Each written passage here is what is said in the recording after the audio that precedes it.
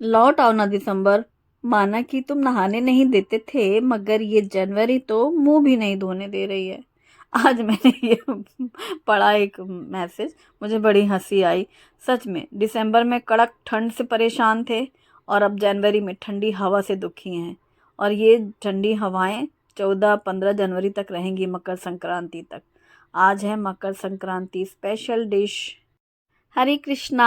आप सभी स्वस्थ रहें, सुरक्षित रहें और खूब खुश रहें, यही मेरी अभिलाषा है। कल मैंने एक कमेंट पढ़ा था कि अब जब से आप अदरक कूट के डालती हैं तो अब हम भी अदरक कूट के डालते हैं। बहुत अच्छा लगता है और सोचते हैं कि क्यों हम लोगों ने कूटने के बाद ग्रेट करना शुरू किया। ऐसा मैं मन में सोच ही रही थी, मतलब वो उन्होंने बोला। और तुरंत जब वो अदरक कूट रही थी तो कूटने के बाद वो जो छींटे पड़ जाते हैं ना, तो अदरक का जो पानी था वो उनकी आंख में आया, तो कितनी तेज जलन होती है। कई बार ये हमारे साथ भी हो चुका। जब उनका ये कमेंट मैंने रीड किया तो मुझे बिल्कुल सेम याद आया कि हाँ, कई बार ऐसा हो चुका है। कूटते कूटते वो अदरक का पानी के छींटे आंखों में जब पड़ जाते हैं तो बहुत जलन होती है। तो वो कहने लगे कि तब मुझे तुरंत जवाब मिल गया कि हम लोग कूटने के बाद ग्रेट क्यों करने लगे थे। थोड़ी सी पढ़ करके ऐसे हंसी सी आई कि मतलब मज़ेदार बात थी। लेकिन हाँ, सच में यार, बहुत आंखों में कोई छींटे पड़ते हैं, बड़ी तकलीफ होती है। और एक्चुअली हम लोगों ने ऐसा नहीं किया था। चेंज हमेशा अच्छा लगता है। जब हम लोग कूटते थे तो हमें वो चेंज होकर के ग्रेट करना अच्छा लगने लगा। सालों हम लोगों ने अदरक ग्रेट कर ली, अब हमें कूट के चाय पीने में मज़ा आने लगा। परिवर्तन हर किसी को अच्छा लगता है और हर छोटी बड़ी चीज़ में अच्छा लगता है। तो आज की जो रेसिपी है वो है मकर संक्रांति स्पेशल मूंग दाल के मंगोड़े। ये शुभी को बहुत पसंद है, छोटे छोटे से नगेट्स, उसको बहुत फ्राई फ्राई पसंद है। लेकिन ये हम अक्सर ही बनाते रहते हैं, क्योंकि अभी वो आई हुई है तो ये तो बनना ही है। लेकिन अक्सर भी मैं बीच बीच में बनाती हूँ। तो ये मूंग की दाल छिलके वाली मैंने रात में भिगोई थी, तो मूंग की दाल 2 कप करीब छिलके वाली है। छिलका आप चाहें तो निकाल सकते हैं। ओवरनाइट सोक किया था, वैसे ये 5-6 घंटे में भीग जाती है। कई बार हम लोग डिनर टाइम पे भी बनाते हैं मूंग दाल की रेसिपी, चीले या मंगोड़े। तो ये मैंने मूंग की दाल जो भिगोई थी अच्छे से, सुबह भीग चुकी है, इसको पीस लिया है बिना पानी के। पानी बिल्कुल भी नहीं था, लेकिन मूंग की दाल बिना पानी के भी थोड़ा सा चम्मच से बीच में एक बार मिक्स करना पड़ता है, लेकिन बहुत आसानी से मिक्सी में पिस जाती है। तो वो मैंने पीस करके एक बड़े बर्तन में ले लिया। इसी के साथ ही अदरक, हरी मिर्ची और हरा धनिया ढेर सारा, और धनिया की डंठल स्पेशली अभी, और धनिया पत्ता वाला साइड में काट के रखा हुआ है, वो हम बाद में यूज़ करेंगे। तो मैंने मिक्सी के जार में ही अदरक, हरी मिर्ची और हरा धनिया इसको फाइन चॉप कर लिया। मतलब चटनी जैसा नहीं पीसा है, दरदरा सा ये पूरा पीस लिया है। और ये जो पिसा हुआ 3-4 चम्मच है करीब, इसको हम डाल देंगे इसमें। इससे क्या होगा, अदरक पूरी बारीक हो चुकी है, हरी मिर्ची भी बारीक हो गई है। अब मास्टर साहब निकालेंगे नहीं। और हरे धनिया की जो डंठल है ढेर सारी, वो जो पीस के इसमें मिक्स होती है ना, उससे बहुत अच्छा टेस्ट आता है हरे धनिया की डंठल का। सर्दियों में धनिया में खुशबू इतनी अच्छी होती है। धनिया पत्ता तो यूज़ होता ही है, डंठल भरपूर यूज़ करती हूँ मैं, चाहे कैसे भी करके पीस पास के भी मिक्स कर लें। अब मंगोड़े में डालेंगे प्याज। तो यहाँ पर मैंने 3 प्याज ली हैं। ज़्यादा सी प्याज अच्छी लगती है, आप ज़्यादा भी डाल सकते हैं, 3-4। और इसको छोटा छोटा काट लेंगे। छोटा छोटा इसलिए कि मंगोड़ी की दाल में मिक्स हो जाती है। ज़्यादा बड़ा बड़ा रहा तो प्याज अलग अलग सी रहती है। पर चॉइस है, जैसे अच्छा लगे वैसे आप डाल सकते हैं। इसमें ना मटर भी अच्छे लगते हैं। निकाले थे मैंने मटर थोड़े से कि डालूंगी, लेकिन मुझे पता है इन दोनों को पसंद नहीं है, तो इसलिए मैंने नहीं डाला है। वैसे इसमें मटर भी डलता है। और हमारे बांदा में बैंगन भून करके, भुना हुआ बैंगन भी इसमें मिक्स करते हैं बहुत से लोग। तो अभी मैंने यहाँ पर बारीक कटी हुई प्याज डाली है मूंग की दाल में। ढेर सारा ताज़ा हरा धनिया, यानी कि जो पत्ता वाला हिस्सा था वो मैंने अलग कर लिया था, डंठल पीस के डाली है, और कटा हुआ धनिया पत्ता डाला। मिर्ची हरी पतली वाली भी और मोटी वाली भी, दोनों तरह की हरी मिर्ची बारीक काट करके भी डाली है। थोड़ा सा धनिया पीसा था, अभी काट के डाला। मिर्ची भी इसी तरीके से। नमक डाला और हींग डाला। और ये जो मसाला है ना, लौंग, काली मिर्ची और खड़ा धनिया, ये कूट के डालेंगे। ये दरदरा सा डालेंगे, बहुत गजब का टेस्ट आता है। खड़ा धनिया, स्पेशली काली मिर्ची, 2 लौंग भी डाली है मैंने। और आप इसमें सौंफ पसंद करते हैं तो वो भी डाल सकते हैं। तो दरदरा सा कूट करके 2 चम्मच के करीब ये भी मसाला ताज़ा डाल दिया है। हींग भी डाला है। नमक डाला है। अब सबको मिक्स कर देंगे, धनिया पत्ता कटा हुआ भी और बारीक कटा किया भी, हरी मिर्ची कटी हुई भी और बारीक पीस के भी डालिए। जो पिसा हुआ जो पहले डाला था ना, वो पूरा फ्लेवर से मिक्स हो जाता है, अदरक मिर्ची और इन सब का।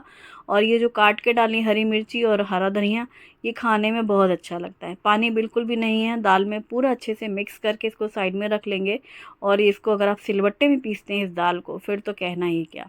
तो ये मैंने साइड में रखने के बाद अब इसके लिए बना रही हूँ चटनी, जो कि मुझे बहुत ज़्यादा पसंद है। इन दिनों टमाटर इतना खट्टापन वाला आ रहा है ना, देसी टमाटर, तो ये 2 टमाटर डाल दिए, ढेर सारा हरा धनिया, अदरक, हरी मिर्ची, नमक, जीरा और हींग इसमें भी डालिए चटनी में।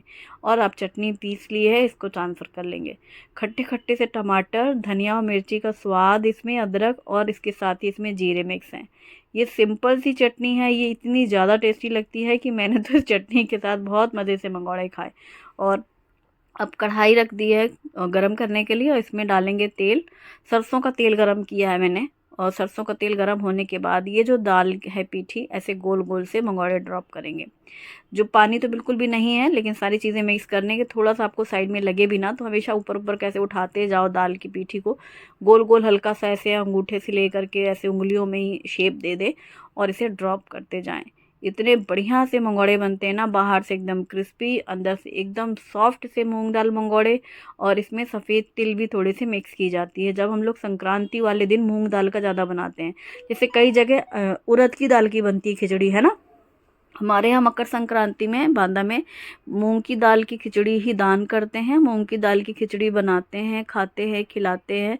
और साथ में तिल की ज़रूर कोई ना कोई आइटम बनते हैं, जैसे तिल पट्टी, तिल के लड्डू बनाने हैं। मुझे भी तिल गुड़ के लड्डू और तिल की चिक्की शेयर करूँगी आपके साथ भी। और अगर कुछ नहीं भी है तो खिचड़ी में भी थोड़े से तिल ज़रूर डाले जाते हैं।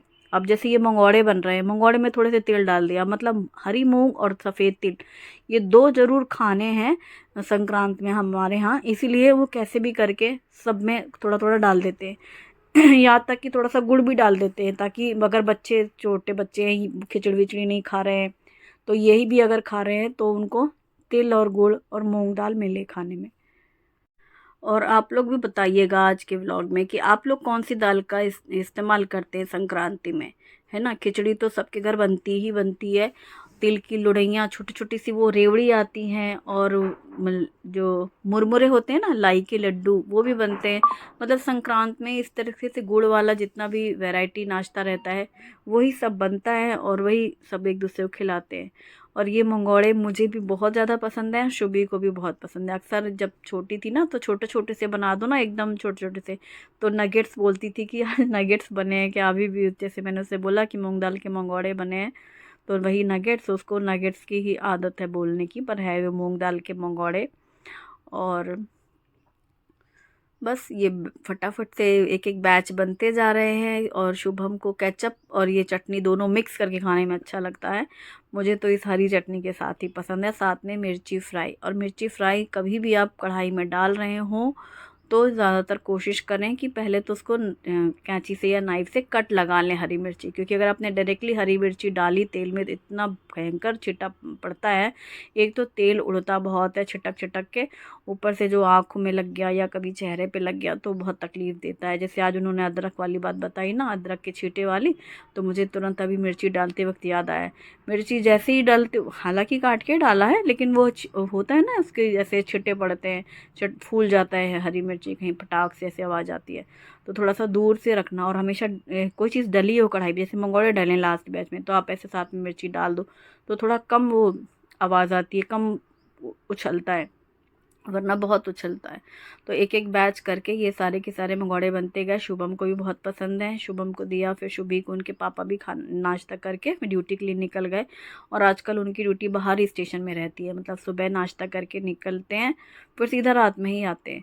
तो कुछ भी हैवी सा ही बनाती हूँ मैं। और सबका हो गया है नाश्ता, और थोड़े से ज़्यादा ही थे मंगोड़े तो बना दिए हैं मैंने। और जैसे ठंडे हो गए तो भी शाम में चाय के साथ खा सकते हैं, या फिर इसकी सब्ज़ी भी बहुत अच्छी बनती है।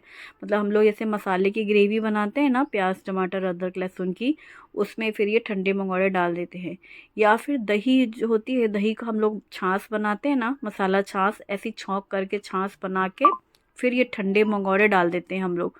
तो वो दही वाले मट्ठे वाले मंगोड़े वो भी बहुत अच्छे लगते हैं। तो मैंने सारे के सारे फ्राई कर लिए थे सबके नाश्ते के बाद, थोड़े रखे हुए हैं। देखो शाम में फिर क्या बनाते हैं, या तो सब्जी बन जाएगी या फिर वो मट्ठे वाले जो मैं कह रही हूँ वो बनाएंगे। और चाय दूध हो गई और यहाँ किचन क्लीनिंग हो गई।